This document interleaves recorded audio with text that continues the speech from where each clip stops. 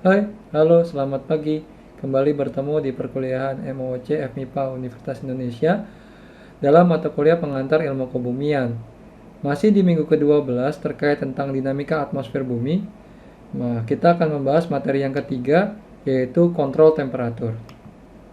Nah, kenapa kok temperatur bervariasi? Faktor selain garis lintang yang memberikan pengaruh kuat pada suhu termasuk pemanasan tanah dan air, ketinggian, posisi geografis, tutupan awan, dan arus laut.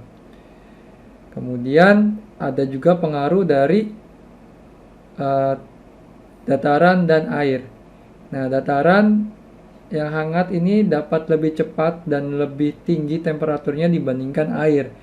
Dataran juga kadang lebih dingin, lebih cepat dan turun lebih cepat juga temperaturnya dibandingkan air.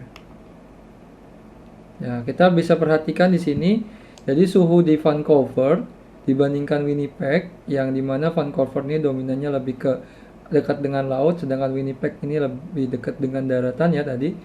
Maka kita akan memiliki di Vancouver itu rentang temperatur tahunan yang jauh lebih kecil karena pengaruh laut yang kuat dari Samudra Pasifik. Kurva untuk Winnipeg ini mengilustrasikan ekstrim yang lebih besar ya. Dari Januari dia sangat dingin, tapi di musim panasnya juga sangat tinggi temperaturnya, yang mengilustrasikan tadi ya, diasosiasikan dengan lokasi di daratan.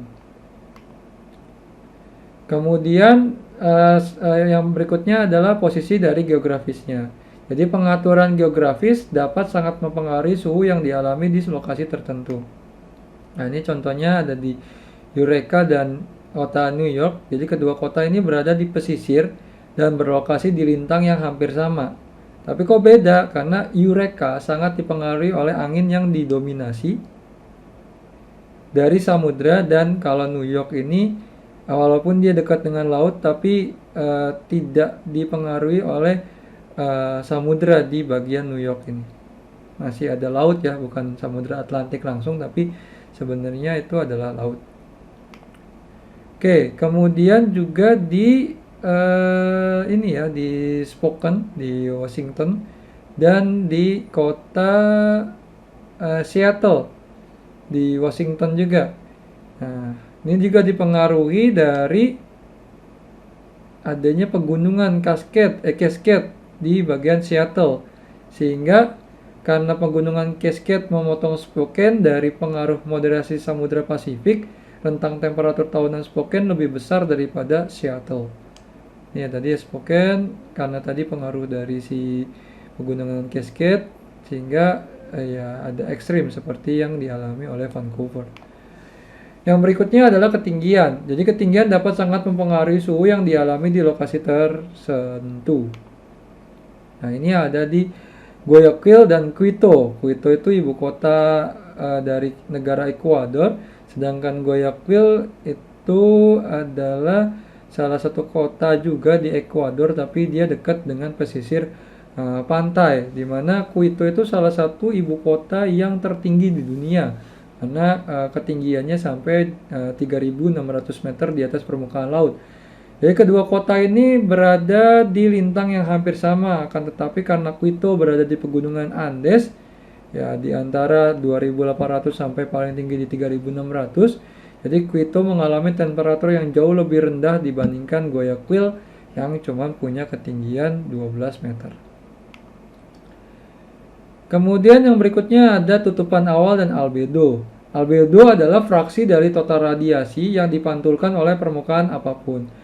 Banyak awan memiliki albedo tinggi, dan karena itu memantulkan kembali ke angkasa sebagian besar sinar matahari yang mengenai mereka.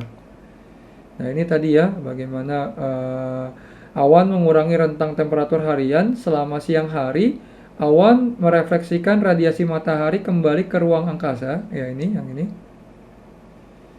Oleh karena itu, temperatur maksimum lebih rendah daripada ketika langit cerah. Pada malam hari, temperatur minimum tidak akan turun serendah tanpa awan, karena awan akan memperlambat hilangnya panas.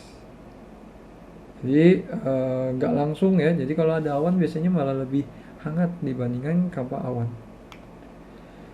Yang berikutnya adalah distribusi di dunia ini untuk temperatur. Itu ada ada suatu terminologi yang kita sebut sebagai isotherm. Isotherm adalah garis pada peta cuaca yang menghubungkan titik-titik yang temperaturnya sama. Isotherm umumnya berarah timur dan barat dan menunjukkan penurunan suhu dari daerah tropis menuju kutub. Oke, sekian untuk materi yang ketiga ini. Silakan kalau ada pertanyaan dituliskan di kolom komentar. Kalau nggak ada pertanyaan, silakan dilanjutkan untuk kuis agar bisa melanjutkan ke materi selanjutnya. Sekian dari saya, kurang lebihnya mohon maaf. Kalau fikir materi, assalamualaikum warahmatullahi wabarakatuh. Selamat pagi, sampai ketemu di chapter selanjutnya. Terima kasih.